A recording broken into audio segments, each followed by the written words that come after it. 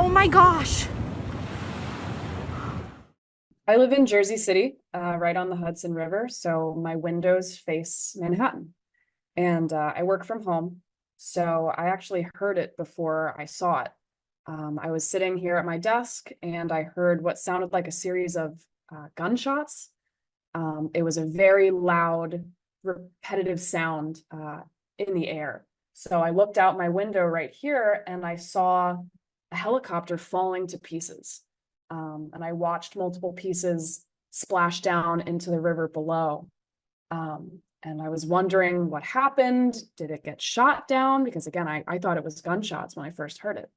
But I'm putting the pieces together as I'm hearing news stories, and it does sound like I was maybe hearing the propeller smacking into something, as it was multiple sounds in a row. As hard as it is to say, I think a lot of us have maybe gotten numb from hearing in the news. It's almost every week now that you're hearing something terrible happening somewhere in the country. It's a different feeling to see it outside your window.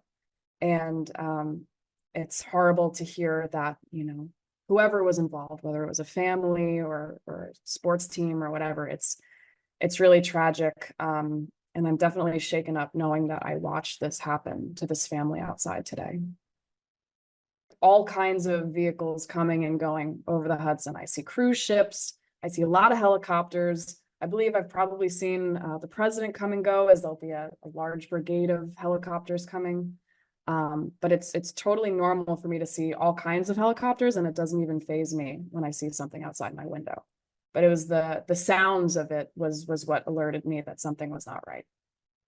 This could have been an even greater tragedy had the helicopter been slightly further over or had the wind been slightly stronger. So in the face of the tragedy, I'm grateful that nobody else was injured. But you hate to see something like this happen at all.